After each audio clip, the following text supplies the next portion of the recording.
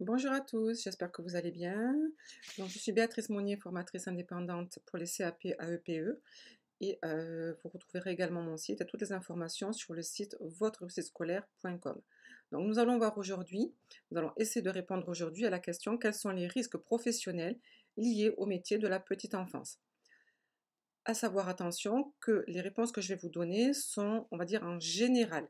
Si vous avez ce type de questions, peut être en principe en EP1 ou en EP3, si vous avez ce type de questions, il faudra bien sûr et bien évidemment les adapter à votre situation professionnelle. Voilà. Cette question, en principe, est pour la partie T1 de l'EP1, mais vous pouvez très bien l'avoir également en EP3. Donc les risques professionnels, tout simplement, on va dire, sont nombreux et il y a divers, hein. Il n'y a pas de réglementation, c'est-à-dire il n'y a pas de numéro 1, numéro 2, numéro 3. Voilà. En tout cas, moi, le tout premier risque le plus, on va dire, fréquent, ce sont les risques bactériologiques et microbiotiques. Alors, c'est quoi un risque bactériologique? C'est tout simplement un risque lié à une bactérie, à un microbe. Donc, tout simplement, ce sont les maladies, les virus que l'on peut rencontrer en crèche, mais qu'on peut également rencontrer en tant qu'assistante maternelle ou en tant que garde-enfant à domicile ou même en école et ainsi de suite. Ce sont tout simplement les virus ou les bactéries que les enfants vont transporter de chez eux et vont transmettre tout simplement à la structure. Ça peut être, attention aussi, hein, un virus qui sera transmis par des parents, par vous, et ainsi de suite. Voilà. C'est le risque tout simplement le plus important. Alors pourquoi le plus important? Parce que les enfants, tout simplement, je vous rappelle qu'ils ont entre 0 et 3 ans dans la partie T1, hein, mais également dans la partie EP1, pardon, mais également dans la partie EP3. Donc 0 et 3 ans. Et donc tout simplement, ils ont un système immunitaire qui n'est pas encore assez développé, donc qui tout simplement est relativement fragile.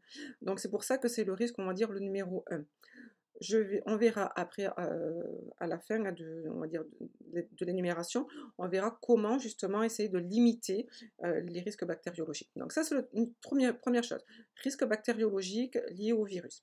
Deuxième, tout simplement, risque, sont les risques toxicologiques. Alors, un risque toxicologique, vous êtes très très nombreux à l'oublier quand on vous pose cette question. Risque toxicologique, c'est lié à quoi? C'est tout simplement lié aux produits d'entretien que vous allez utiliser. C'est pour ça, tout à l'heure, on verra dans les solutions, hein, justement, comment les éliminer, vous allez verrer. Donc, risque toxicologique, ça sera les produits d'entretien qui vont avoir tout simplement des conséquences qui peuvent avoir des conséquences sur votre respiration, hein, sur tout simplement des troubles respiratoires, ou qui peuvent également avoir des conséquences au niveau de votre peau, hein, donc problèmes cutanés. Voilà, donc ça c'est le risque toxicologique. Alors bien sûr, il peut y avoir d'autres problèmes, mais ça ce sont les deux problèmes les plus importants si on ne respecte pas tout simplement des règles de sécurité qu'on verra par la suite. Troisième risque important, fréquent pour les enfants de 0 à 3 ans, ce sont les risques domestiques. Alors les risques domestiques, attention, il faut savoir que vous aurez obligatoirement, et j'insiste bien obligatoirement, une question sur une mise en situation d'urgence. Un risque domestique, c'est quoi? C'est un enfant qui s'étouffe parce que tout simplement, il est en train de manger, on va dire, sa purée ou son petit morceau de pain et malheureusement, il s'étouffe. C'est un enfant qui, tout simplement, lors d'une activité, tombe de sa chaise. Ou c'est un enfant lors de la promenade, on va dire, au parc, trébuche et tout simplement se fait une petite, on va dire, une petite écorchure au genou. Voilà, ça c'est un risque domestique. Alors bien sûr, il y en a plusieurs, il y en a bien d'autres. Il va falloir bien sûr, attention, gérer les risques et c'est à vous en tant que professionnel justement de les limiter. Donc on verra après également pourquoi. Le quatrième risque, le plus fréquent effectivement, c'est le risque également, alors là c'est plutôt un risque pour vous, c'est un risque physique. C'est tout simplement ce qu'on appelle les troubles musculo-squelettiques, risque ou TMS. Donc risque physique, c'est alors très très fréquent malheureusement. Pourquoi? Parce que tout simplement en tant que professionnel, vous allez être amené à porter très souvent des enfants qui ne marchent pas bien sûr, mais un enfant qui ne marche pas, pèse quand même plusieurs kilos, et au bout d'une journée, surtout si vous le changez, on va dire, 4-5 fois dans la journée, ce qui est, attention, on va dire en principe, hein, la base sur une journée de 8 heures, hein, c'est le minimum, 4-5 fois on le change. Donc en fait, le temps de le porter, de le mettre sur le plan de change, de le reporter, plus, attention également pour le porter, pour le mettre dans son lit. En fait, vous voyez bien en fait que bah, tout simplement le mal de dos hein, est très très fréquent tout simplement, chez les professionnels de la petite enfance. Il n'y a pas que le mal de dos, il peut y avoir également les tendinites, il peut y avoir également tout simplement les ma le problème cervical, voilà. Donc tout simplement, ça, ce sont les risques musculo-squelettiques. On verra après tout à l'heure comment essayer de les limiter. Un autre risque, tout simplement, ce sont les risques, alors celui-là aussi, vous êtes très, très nombreux à, l'oublier lorsqu'on vous pose cette question. Le risque technique. Le risque technique, c'est quoi? C'est tout simplement vous utilisez un matériel, on va dire, de puériculture qui n'est pas tout simplement homologué et qui va tout simplement, causer un dommage. Alors ça peut être pour vous, c'est-à-dire vous allez vous coincer le doigt, ça peut être également un dommage pour l'enfant, heu, mais ça peut être également, on va dire, pourquoi pas un chauffe-biberon qui est défectueux ou un micro-ondes qui est défectueux et qui va prendre feu et ainsi de suite. Voilà, ça ce sont le risque technique. Donc ça aussi, on verra, hein, comment on va les comment on peut les éliminer ou en tout cas les freiner. Et le dernier risque, qui est très, très fréquent également aussi dans le domaine de la petite enfance, ce sont les risques psychologiques. Risques psychologiques, c'est tout simplement lié au stress. Le stress dans la petite enfance est, fréquent.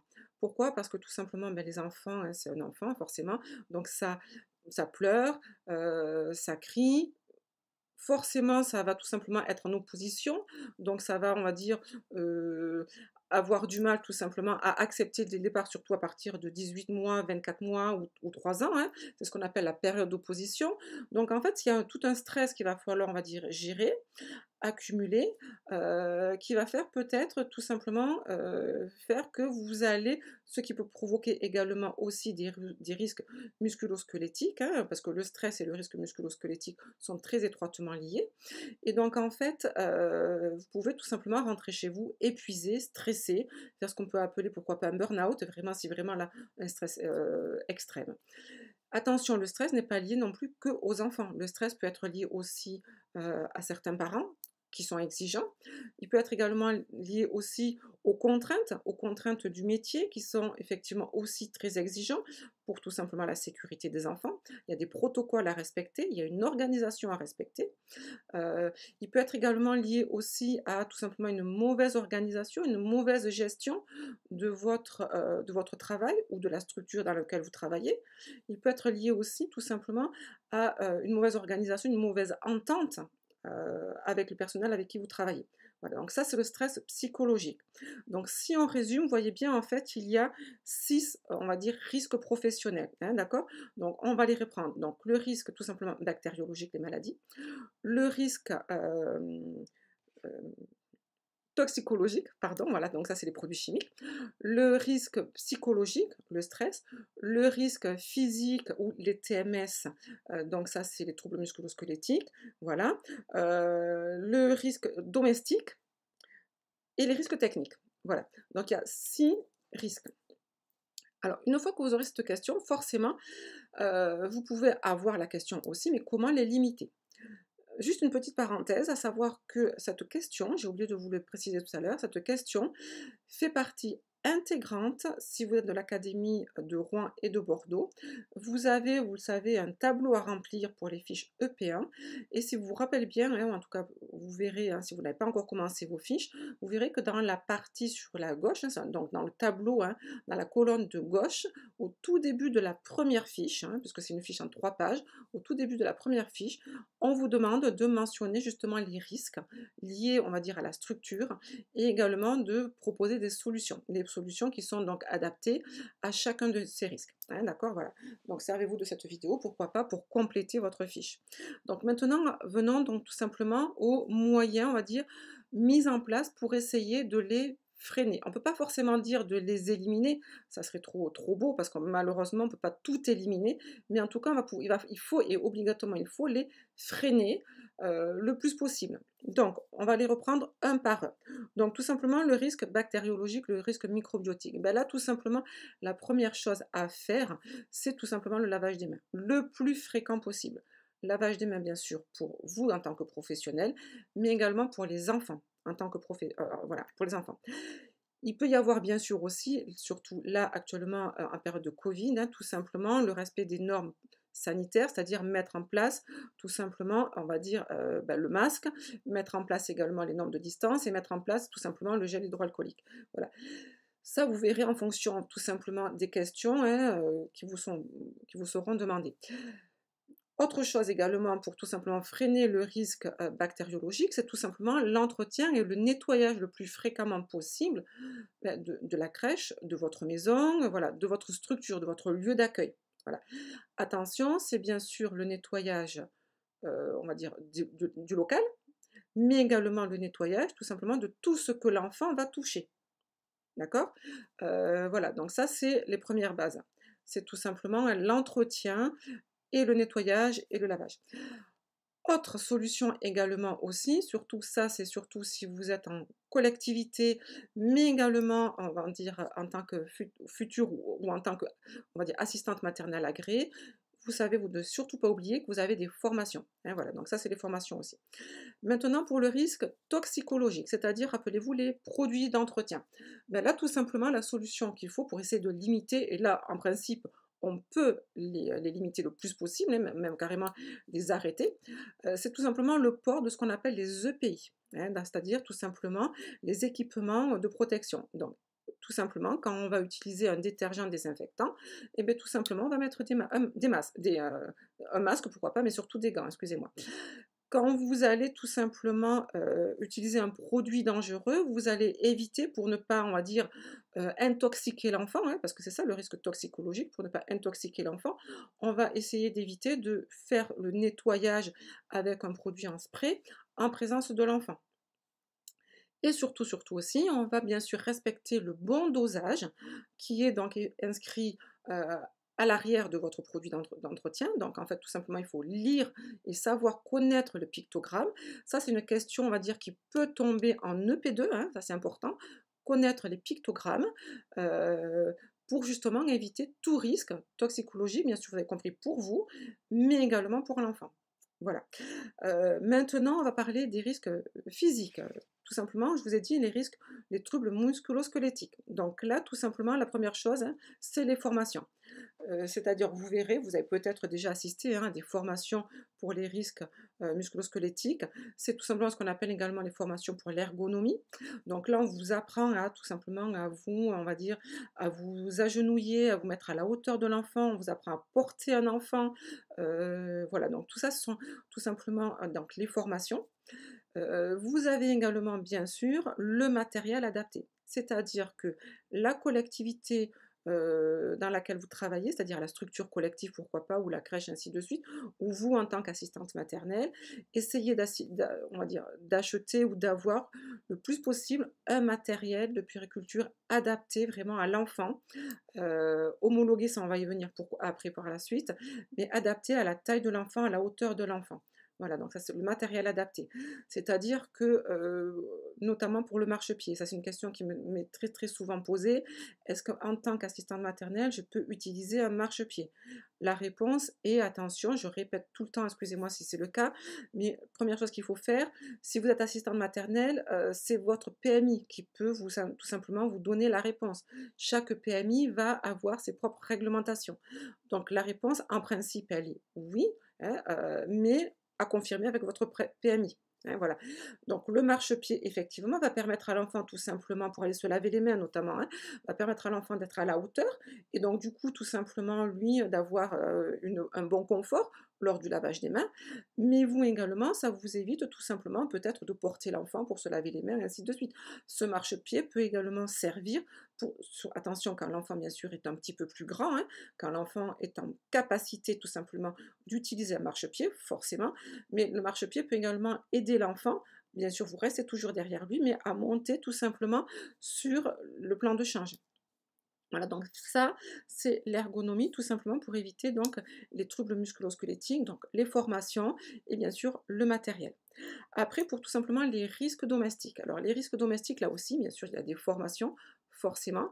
Et puis tout simplement, eh bien, il va falloir tout simplement respecter toutes les normes, c'est-à-dire un risque domestique, un enfant qui avale un produit ou qui avale quelque chose, beh, la norme tout simplement veut que ce produit soit rangé en hauteur, fermé à clé. Voilà, donc il y a toute une réglementation forcément qu'il faut connaître. Alors attention pour les risques domestiques, vous aurez obligatoirement des questions en fonction bien sûr de l'activité ou du soin que vous proposez.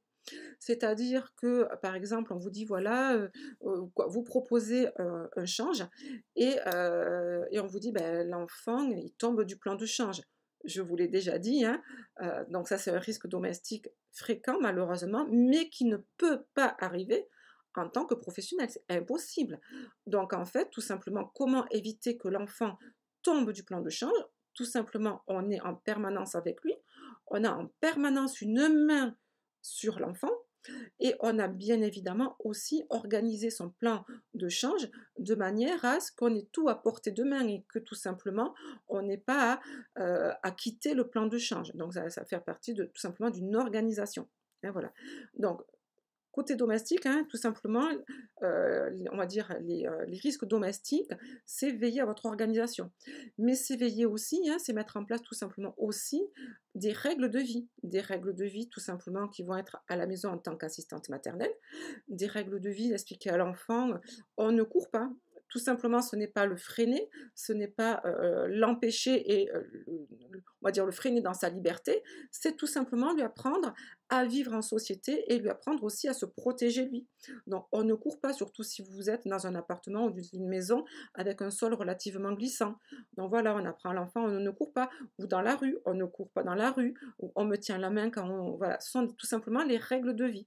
Donc là, pareil, voyez en fonction de votre activité ou si vous êtes assistante maternelle pour l'EP3, pareil, hein, quelles sont les règles de vie que vous mettez en place au sein de votre accueil pour freiner, pour limiter, pour empêcher tout, on va dire, tout risque domestique. Voilà.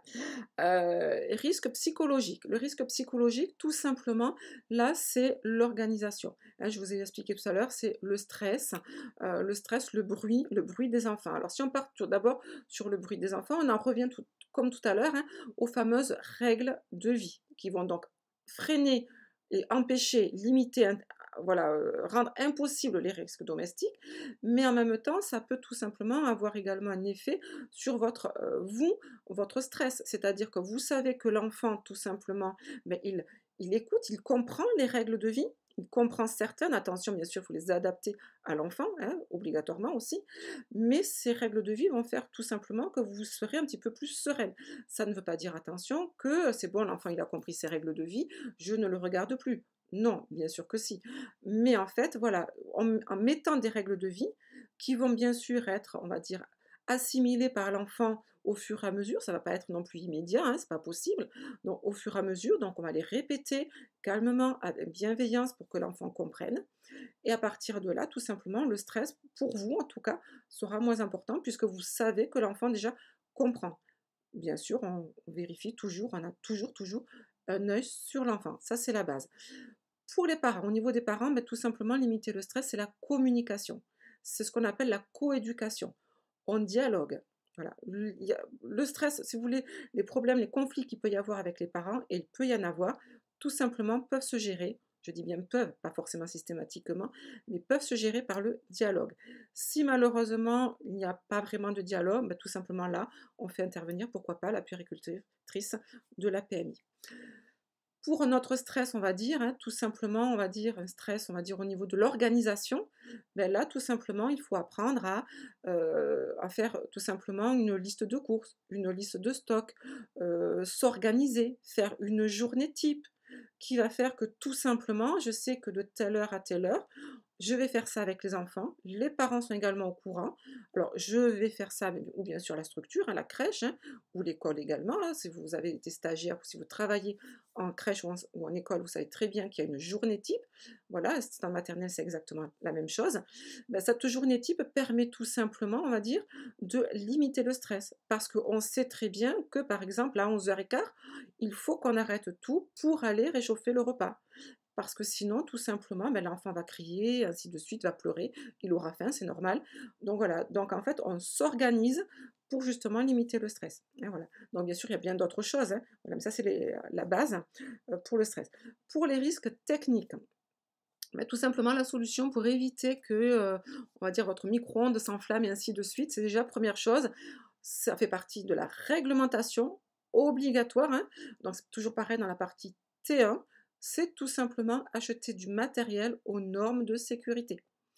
Alors attention, ça ne veut pas dire que votre matériel ne va pas s'enflammer, ainsi de suite, mais déjà, on va dire, je vais vous expliquer après, hein, déjà, il va y avoir tout simplement une limite. Attention, bien sûr, ce matériel qui est aux normes de sécurité, donc NF, normes françaises ou EU, normes européennes, hein, tout simplement doit forcément être entretenu. C'est pas parce qu'il est aux normes françaises que, voilà, comme je vous ai dit tout à l'heure, il faut forcément l'entretenir, il faut forcément le nettoyer. Il faut forcément éviter que votre matériel ne soit dégradé, ne prenne des chocs. Voilà. Donc tout simplement, ça veut dire quoi? Ça veut dire que non seulement votre matériel, vous allez vérifier qu'il soit aux normes de sécurité, mais vous allez également l'entretenir. Vous allez également, on va dire, le renouveler tous les 3, 4, 5 ans. Voilà, en gros, en moyenne, hein, voilà. Bien sûr, ça dépend tout simplement des, on va dire, des structures. Et la tout simplement, on va dire, dernière norme, on va dire, et bien sûr, sans oublier forcément les formations, mais la toute dernière, on va dire, réglementation, que ça soit pour les risques, on va dire chimiques, risques biologiques, bactériologiques, c'est tout simplement le respect des protocoles. Respect des protocoles de soins, hein. Alors là, attention, il y a bien sûr un protocole à respecter, sinon bah, ça serait trop facile. Voilà. Donc en fait, quand vous faites un change, quand vous faites un lavage de main, également quand vous tout simplement vous nettoyez une pièce, quand vous faites un repas, quand vous préparez un repas ou autre, ou le biberon, hein, il y a un protocole à respecter. Et bien sûr, c'est ce que vous devez montrer dans votre fiche EP1 et c'est ce que vous devez également expliquer en EP3. Voilà, donc ce protocole, hein, qui est strict, hein, qui est valable tout simplement, quel que soit votre département, hein, on respecte un protocole. Et ce protocole, tout simplement, il n'est pas là pour embêter le professionnel de la petite enfance. Il est là tout simplement pour freiner les maladies, les bactéries, également on va dire les accidents domestiques, le risque chimique, pour freiner tout simplement le stress. Voilà, il y a un protocole, d'accord? Donc ce protocole, j'insiste bien, donc vous avez tous les protocoles hein, sur nos cours, hein, si vous le voulez, hein, sur le change, notamment le lavage de main, donner le biberon, le repas et ainsi de suite. Bien sûr aussi, attention, l'entretien du domicile ou l'entretien de l'école, l'entretien de la crèche, voilà. Il y a à chaque fois un protocole qu'il faut respecter. Donc vous les retrouverez sur tous les cours, hein, on va dire que vous allez trouver sur le site, votre site scolaire. Donc voilà, donc j'espère que vous avez bien compris. J'insiste bien pour vous dire que c'est une question qui est relativement fréquente, surtout les accidents domestiques, comment les éviter, comment faire. Donc n'oubliez pas les formations et bien sûr les formations gestes premiers secours aussi, j'ai oublié pour celui-là. Voilà, donc j'espère que vous avez bien compris. N'hésitez pas à aller sur le site, donc votre site scolaire pour retrouver tout simplement l'ensemble du cours. Je vais vous mettre en lien, tout simplement en lien dans l'explication de la vidéo, le cours en rapport à ce que je viens de dire avec bien sûr beaucoup d'autres informations dessus qui peuvent vous servir. Je vous dis à très bientôt et n'hésitez pas à vous abonner sur la chaîne et à aller voir notre site. Merci beaucoup et à très bientôt. Au revoir.